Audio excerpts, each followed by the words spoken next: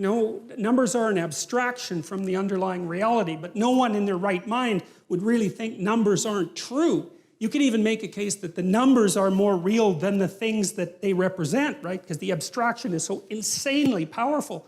Once you have mathematics, you're just deadly. You can move the world with mathematics. And so it's not obvious that the abstraction is less real than the more concrete reality. And you take a work of fiction like Hamlet and you think, well, is that, it's not true because it's fiction. But then you think, wait a minute, what kind of explanation is that? Like maybe it's more true than nonfiction because it takes the story that needs to be told about you and the story that needs to be told about you and you and you and you and abstracts that out and says, look, here's something that's a key part of the human experience as such, right? So it's an abstraction from this underlying noisy substrate and people are affected by it because they see that the thing that's represented is part of the pattern of their being. That's the right way to think about it. And then with these old stories, these ancient stories, it seems to me like that process has been occurring for thousands of years. It's like we watched ourselves and we extracted out some stories. We imitated each other and we represented that in drama, and then we distilled the drama and we got a representation of the distillation, and then we did it again. And at the end of that process that took God only knows how long, I think some of these stories, they've traced fairy tales back 10,000 years, some fairy tales, in relatively unchanged form. And it certainly seems to me that the archaeological evidence, for example, suggests that the really old stories that the Bible begins with are at least that old and likely embedded in a prehistory that's far older than that. And you might think, well, how can you be so sure? And the answer to that in part is that cultures that don't change, like the ancient cultures, right? They didn't change as fast as us. They stay the same. That's the answer. So they keep their information moving generation to generation. That's how they stay the same. And so we know, again, in the archaeological record, there are records of rituals that have remained relatively unbroken for up to 20,000 years. It was discovered in caves in Japan that were set up for a particular kind of bear worship that was also characteristic of Western Europe. So these things can last for very long periods of time. We're watching each other act in the world. And then the question is, well, how long have we been watching each other? And the answer to that, in some sense, is, well, as long as there's been creatures with nervous systems. You know, that's a long time. You know, that's some hundreds of millions of years, perhaps longer than that. We've been watching each other, trying to figure out what we're up to across that entire span of time. And some of that knowledge is built right into our bodies, which is why we can dance with each other, for example, right? Because understanding isn't just something that you have as an abstraction, it's something that you act out, you know?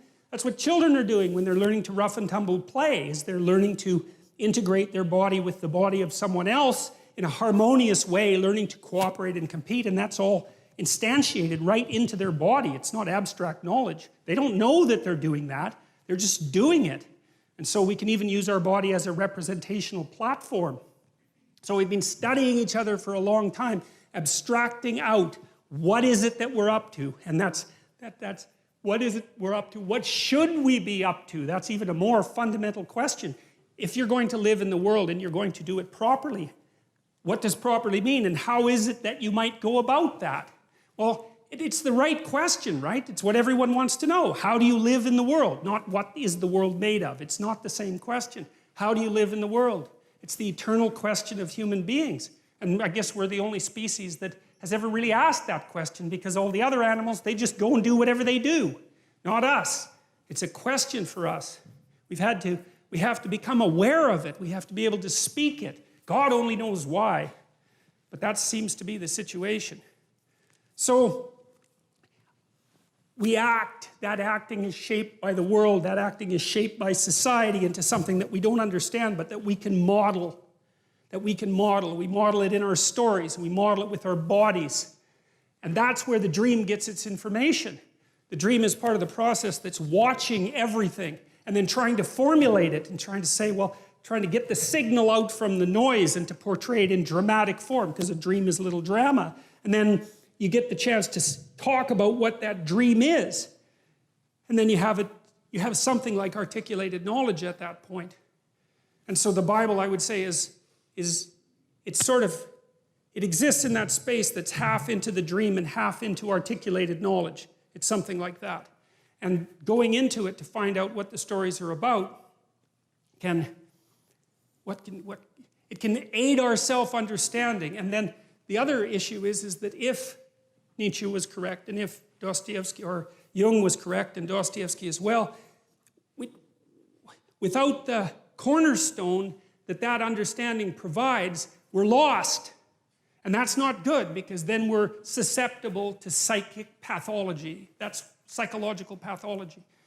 You know, the people who are adamant anti-religious thinkers seem to believe that if we abandoned our immersement in the underlying dream, that we'd all instantly become rationalists like Descartes or Bacon, or, you know, intelligent, clear-thinking, rational, scientific people. And I don't believe that for a moment, because I don't think there's any evidence for it. I think we would become so irrational so rapidly that the weirdest mysteries of Catholicism would seem positively rational by contrast. And I think that's already happening. So...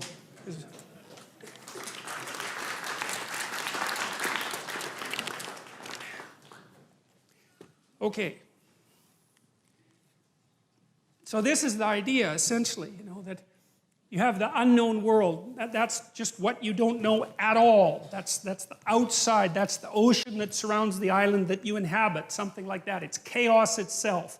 And then you act in that world, and you act in ways you don't understand. There's more to your actions than you can understand. One of the things Jung said, I loved this when I first understood it, he said, everybody acts out a myth, but very few people know what their myth is. And you should know what your myth is, because it might be a tragedy, and maybe you don't want it to be. And that's really worth thinking about, because you have a pattern of behavior that characterizes you, you know, and God only knows where you got it. Partly it's biological, partly it's from your parents, it's your unconscious assumptions, it's the way the philosophy of your society has shaped you, and it's aiming you somewhere. Well, is it aiming you somewhere you want to go? That's a good question. That's part of self-realization, you know. We know we don't understand our actions. That's almost every argument you have with someone is about that. It's like, well, why did you do that? You come up with some half-baked reasons why you did it. You're flailing around in the darkness, you know, you try to give an account for yourself, but you can only do it partially. It's very, very difficult, because you're a complicated animal with the beginnings of an articulated mind, something like that, and you're just way more than you can handle. And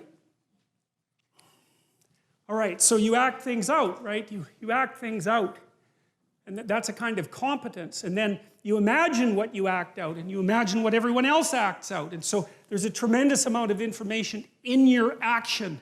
And then that information is translated up into the dream and into art, into mythology and literature. And there's a tremendous amount of information in that. And then some of that is translated into articulated thought. And I'll give you a quick example of something like that. I think this is partly what happens in Exodus, when Moses comes up with the law. You know, he's wandering around with the Israelites forever in the desert, and they're like going left and going right and worshiping idols and like having a hell of a time, and you know, getting rebellious. And Moses goes up in the mountain, and he has this tremendous revelation sort of in the sight of God, and it illuminates him, and he comes down with the law. You think, well, you know, Moses acted as a judge. I know this is a mythological story. Moses acted as a judge in the desert, and he was continually mediating between people who are having problems, constantly trying to keep peace. And so what are you doing when you're trying to keep peace? Is you're trying to understand what peace is, right? You have to apply the principles. Well, what are the principles? Well, you don't know. The principles are whatever satisfies people enough to make peace. And maybe you do that 10,000 times, and then you get some sense of, oh, here's the principles that bring peace. And then one day it blasts into your consciousness like a revelation. Here's the rules that we're already acting out. Well, that's the 10 Commandments. They're there to begin with. And Moses comes forward and says, look, this is already basically what we're doing, but now it's codified, right? And like, that's all a historical process that's condensed into a single story, but obviously that happened because we have written law, right? And that emerged in good legal systems. That emerges from the bottom up. That's English common law is exactly like that, right? It's single decisions that are predicated on principles that are then then articulated and made into the body of law. And the body of law is something you act out. That's why it's a body of law. If you're a good citizen, you act out the body of law. And the body of law has principles. Okay, so the question is, there's principles that guide our behavior. What are those principles? Well, I think if you want the initial answer of what the archaic Israelites meant by God, that's something like what they meant. Now, it's not a good enough explanation, but look, imagine that you're a chimpanzee and you have a powerful, dominant figure at the pinnacle of your society. That represents power. Now, more than that, because it's not sheer physical prowess that keeps a chimp at the top of the hierarchy. It's much more complicated than that. But you could say, well, there's a principle that the dominant person manifests. And then you might say, well, that principle shines forth even more brightly if you know 10 people who are dominant, powerful. Then you can extract out what dominance means from that. You can extract out what power means from that. And then you can divorce the concept from the people. And we had to do that at some point because we can say power in a human context and we can imagine what that means, but it's divorced from any specific manifestation of power. Well, how the hell did we do that? Like, that's so complicated. If you're a chimp, the power is in another chimp. It's not some damn abstraction. Well, so the question is, think about it. We're in these hierarchies, many of them across centuries. We're trying to figure out what the guiding principle is. We're trying to extract out the core of the guiding principle. And we turn that into a representation of a pattern of being. Well, it's something like that. That's God. It's an abstracted ideal. And it's put in personified form. It manifests itself in personified form, but that's okay because what we're trying to get at is in some sense, the essence of what it means to be a properly functioning and properly social and properly competent individual. We're trying to figure out what that means. You need an embodiment, you need an ideal that's abstracted that you could act out that would enable you to understand what that means. And that's what we've been driving at. So that's the first hypothesis in some sense. I'm going to go over some of the attributes of this abstracted ideal that we've formalized as God, but that's the first sort of hypothesis, is that a philosophical or moral ideal manifests itself first as a concrete pattern of behavior that's characteristic of a single individual. And then it's a set of individuals. And then it's an abstraction from that set. And then you have the abstraction. It's so important. So here's a political implication, for example.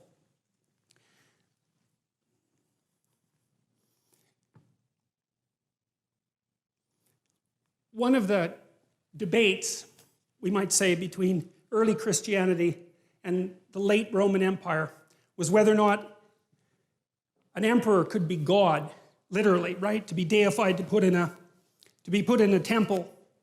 And you can see why that might happen, because